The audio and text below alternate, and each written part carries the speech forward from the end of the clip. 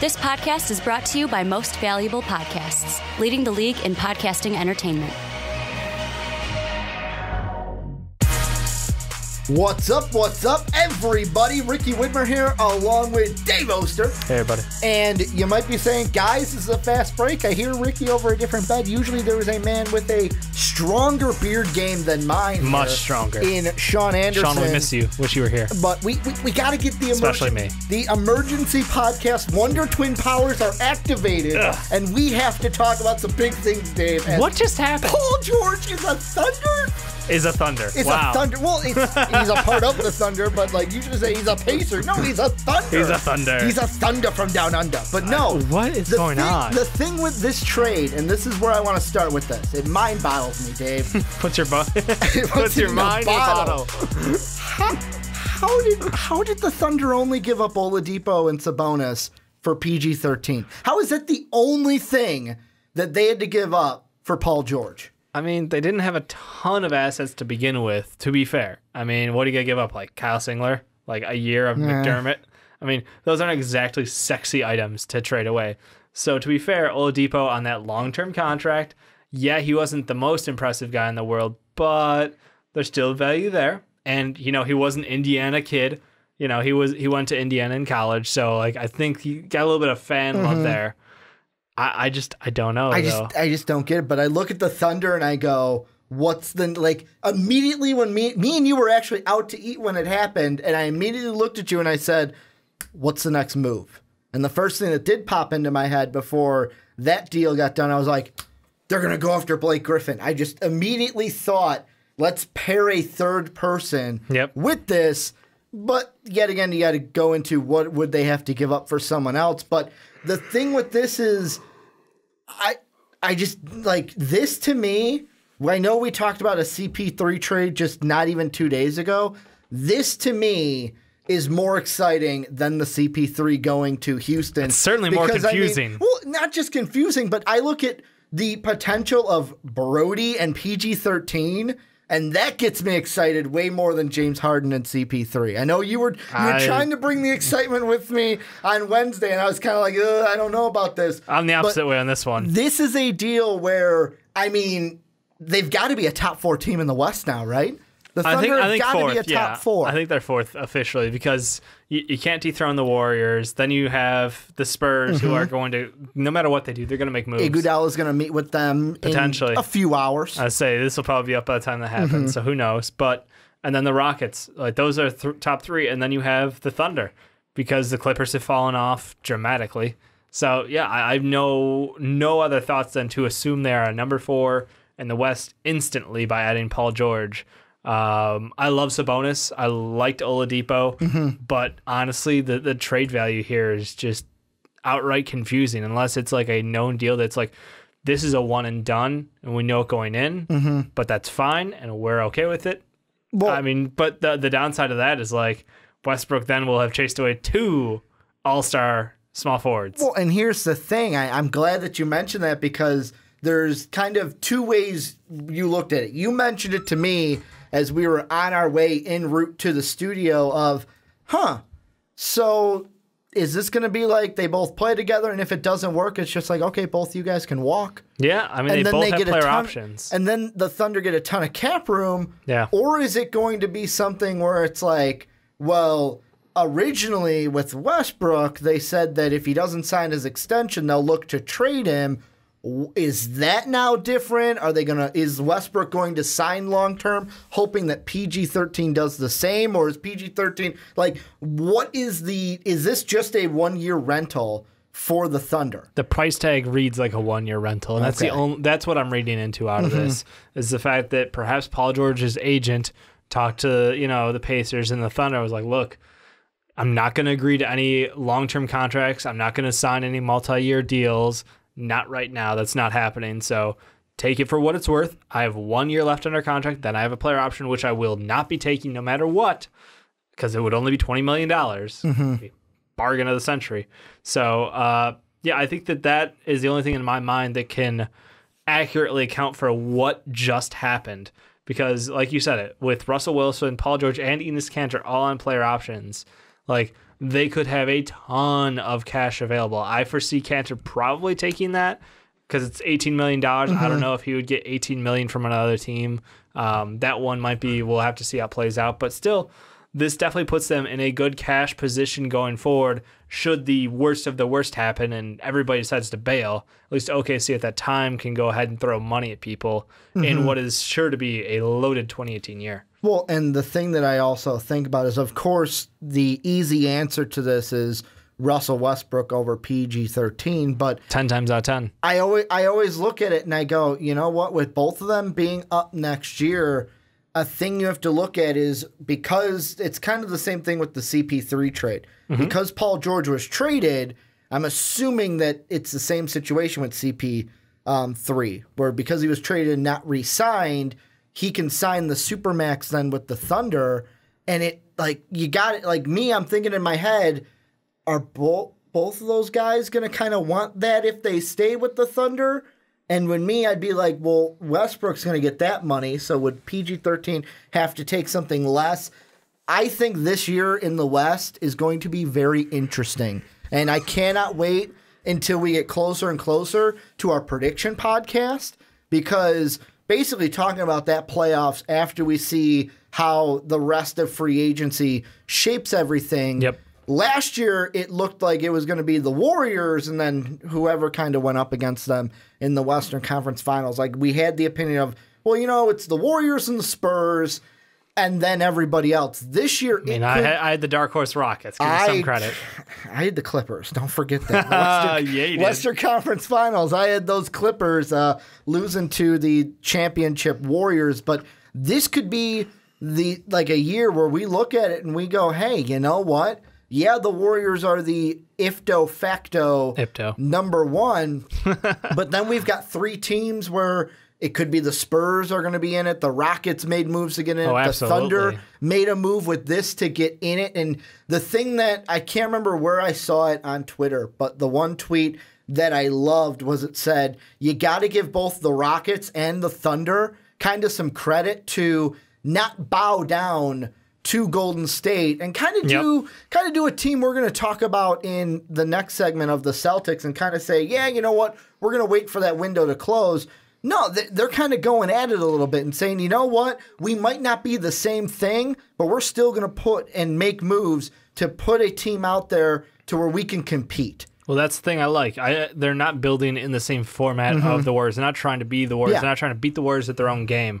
They're letting Russell Westbrook play his brand of basketball. He's going to go all out. And honestly, I like this because we all know Paul George in crunch time, not exactly super willing to take that last shot. And now shot. he doesn't not have good to because Brody's going to do it. And the whole problem with Westbrook and Durant fighting over the last shot, and we watched how that crumbled in their postseason just a year ago. So, I mean, that seems like it's like, oh, now you've got an unselfish small forward who gives you an all-around two-way player. I mean, he's not as good as Kevin Durant. No one will ever say that, but he's a very good player regardless, a top 15 player in the league. So I think this is a huge hit for the Thunder and a fantastic deal. The only concern I have now is, like, you have no depth. Like, you have... Kind of the same situation. Well, not the exact same because they didn't give up as much as the Rockets, but they didn't have anything. Here's the problem. They didn't have anything. The whole discussion. Place. Remember the OKC and Rockets discussion was always who's carrying harder? Is James Harden carrying his team harder, or is Russell Westbrook? Yeah. Who's got less? Who's got more? The Thunder have so much less than the Rockets did as far as a well-rounded supporting cast for Russell Westbrook to work in. So I think that this really is a phenomenal pick because you don't have to hopefully ever see Kyle Singler on the floor. I mean, that's the dream. I can't even remember what position we had him in, as a shooting guard or a small forward. He was a small forward, yep. But in our player rankings last year, I believe he was dead last. Yeah, if we could go negative, he would be negative. Yeah, but he was technically the starter coming in. This starting lineup, though, I mean, you go with Westbrook, Adams, Cantor, I guess, could be a starter. Paul George, and if they re-sign Roberson, he'll be there.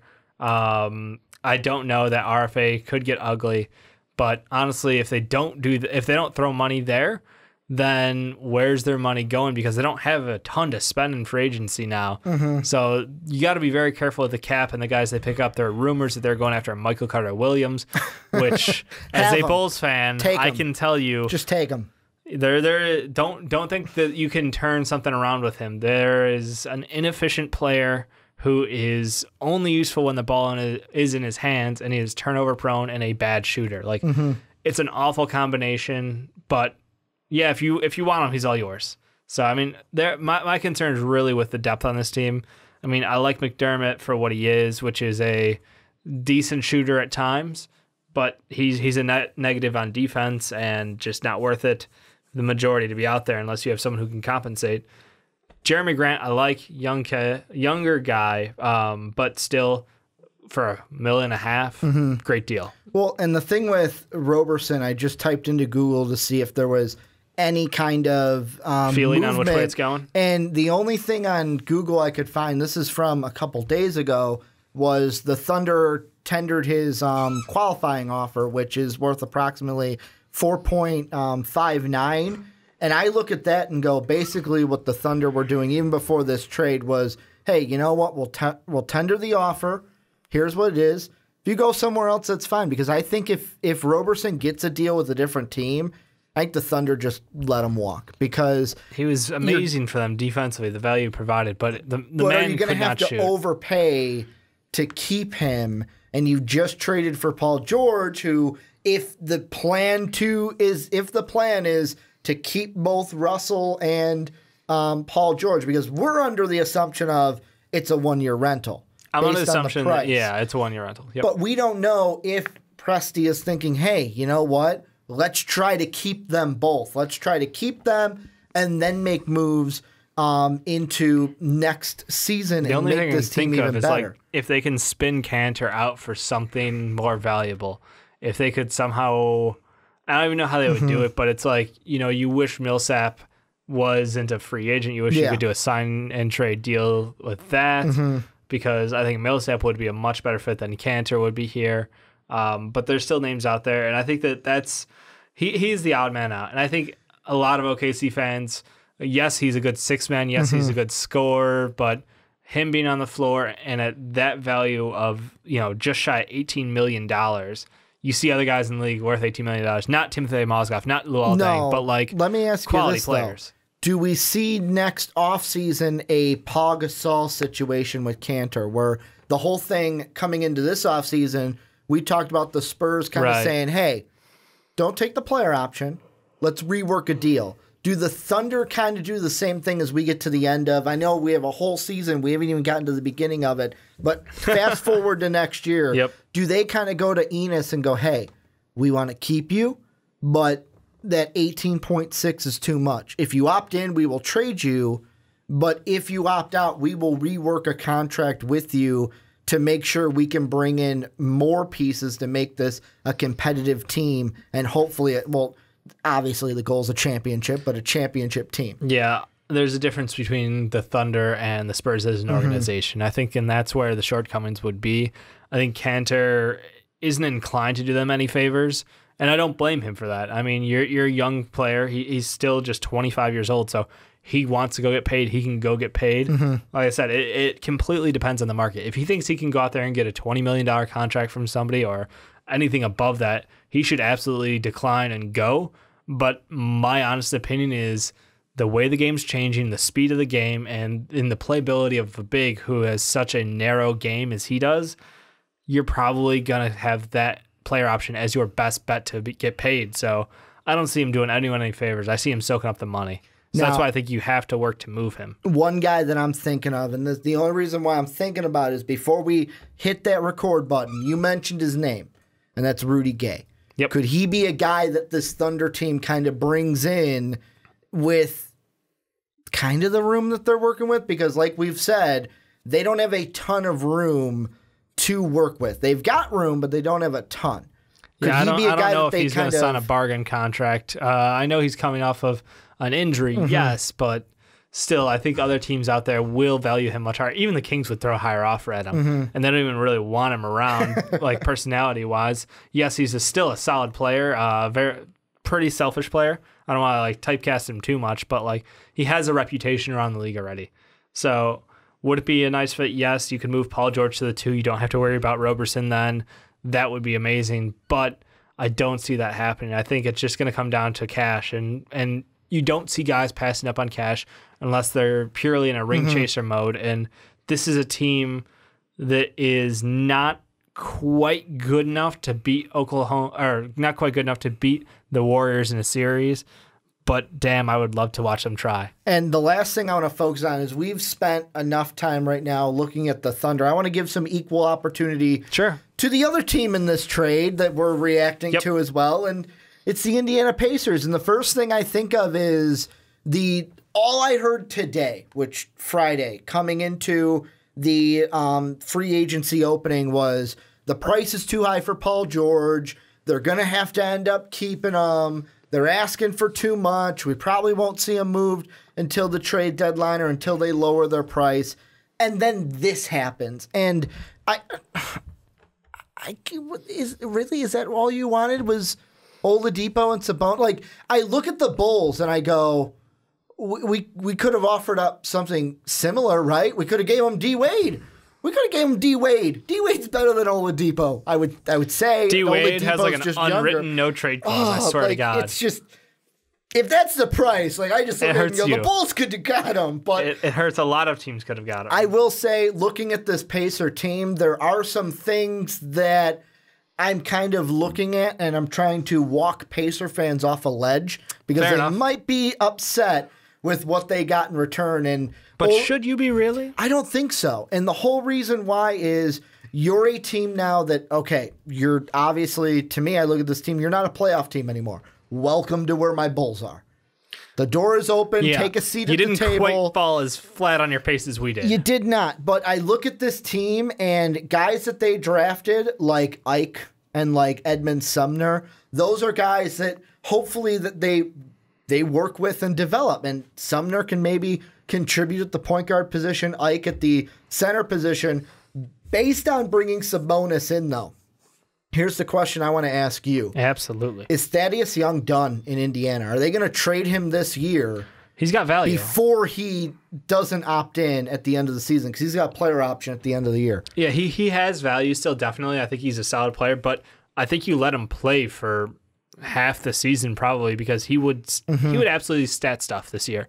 Like, unless they make any, and here's the other thing, they have a lot of money to play with, and I am fully expecting them to throw some of it out there in free agency. There's a lot of guys. We'll get to that in a bit, but like, I think Thad Young on this team, as it stands currently, would be their number 2 option. I think that you still want to run the ball through Miles Turner. He is your future. He is the bright spot, but like, he is not the number 1 scoring option. Al Jefferson, aging, good, not your number 1 scoring option. Oladipo, shooting wise, I mean, you know where he's about at. I don't think we need to. I mean, he did shoot 44%, 36% respectively last year, but still, it was not a pretty job. So I think Thad Young can absolutely put up probably some monster numbers this year. So I think you let him play out half a year, third of a year, whatever it takes, raise his value up, because then again, $15 million for a rental for the next half of the year for somebody who can contribute at that level. I think that's a smart move by the Pacers if they can pull that off. And I mean, the thing that I'm looking at right now, this is kind of a working starting 5, and I know I'm going to get shit for the starting 5, but just roll with me. Remember, Lance Stevenson's point guard. Well, one of the things that I look at, and that's a position that I did look at, I go, Joseph Young is your point guard? Like, he is right now. Lance Stevenson. Him and Sumner are the only listed as point guards on the team. They already came out and said, they're like, yeah, we're bored. Let's let Lance be point guard. Lance could be your point guard, but that's not what I'm thinking. I'm thinking. Right. You spin your tail. I'm thinking Oladipo at the 1, Monta Ellis at the 2, only because unless you sign someone. If I'm looking at the roster that's out there right now, one of those 2 guys, either Ellis or Oladipo, is going to technically play your 1.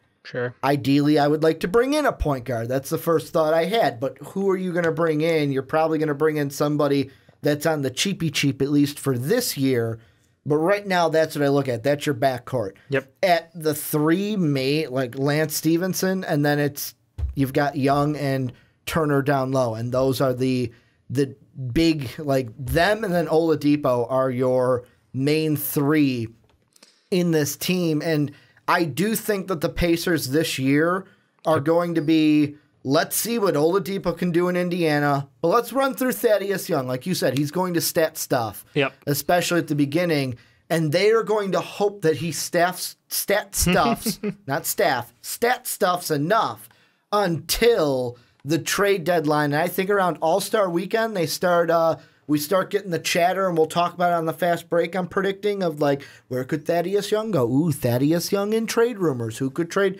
for Thaddeus Young? And then by the trade deadline, he will be traded out of Indiana because of the fact that he will not take the player op, and there will be another team not named the Pacers that will give him money. I know that the Pacers could technically offer him the Supermax, but you're not going to pay Thaddeus Young the Supermax. No. This is he's going to look like he did in his final year in Philly or in his final year in Brooklyn. I mean, he's going to put up either, like 15 to 18 points a game, give you 8 boards, and contribute all around on the court. That's what you love about Thad Young. He's nothing if not consistent. Good player, not a breakout star, but a solid contributor all around. So I think that's a safe bet. Now, point guard wise, Victor Oladipo can't play the 1. Period. I'm not saying he should be. I'm just saying on the roster, that's all it's I Lance see. Stevenson. And okay. They've said it. They were good, jokingly even, but I still have more faith in that. But you're now saying it as a semi-serious thought. I have more faith in Stevenson playing point than I do Oladipo. Oladipo has 0 court vision. His assist numbers support that. He is not looking to get other people included. He's looking to get himself close to the basket because he has an awful shot. No. Him running the 1 would be a disaster. I'm just stop you there. They need to go to free agency to resolve that issue. And some of the guys who could have money thrown at them, Sean Livingston, one of our favorite 6 Men of the Year awards. Well, Chandre Livadala. There's a clause in his contract that either he has to go or Iguodala has to go. They have to go to the same place. I don't think Chandre Livadala, the 6 Man of the Year, the true 6 Man. I could see them throwing money at him. He's a solid aging guard, but still consistent, and you know what you're getting out of him, and he has that championship pedigree. And it's good to have around the locker room with as many young guys as they've got. The other 2 guys who could be are someone like Darren Collison, who, Sacramento done with, but still, I think he's actually not a bad option for them. And the third one would be like, this one I'm even iffy about saying, but like Patty Mills, that one, I could see it, but I don't like it. I think there might be another team that throws them more money. Well, here's the thing. Look how far under the cap the Pacers are right now. There's $74 million. True. They have all the money to spend, even with that Oladipo horrible contract. So I think that they're going to go out. They're going to find themselves a point guard. If you can't get yourself a point guard of the future, at least get one for the season, and then hope to God in the draft's upcoming that you get lucky. That's really the best case scenario, because as you keep scrolling down, it doesn't get prettier. Well, and I think the thing that the Pacer fans have to think of is, Oladipo's contract isn't the best, but you're paying him $21 million. The next highest contract on your team is Thad Young, and he's at 14.9. That's the difference. That's the gap between your highest paid player and your second highest paid player. And those 2 and 3 guys in Thad Young and Monta Ellis, they're gone at the end of the year.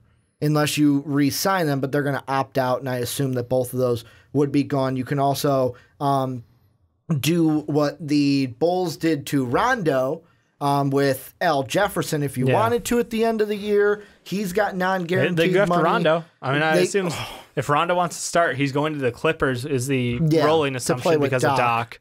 But the other one is... But then he's got to play with Austin. Yeah, that's you could see the conflict. Big money, Austin. So the other option is now if he wants to start, he could go to Indiana as well. I wouldn't...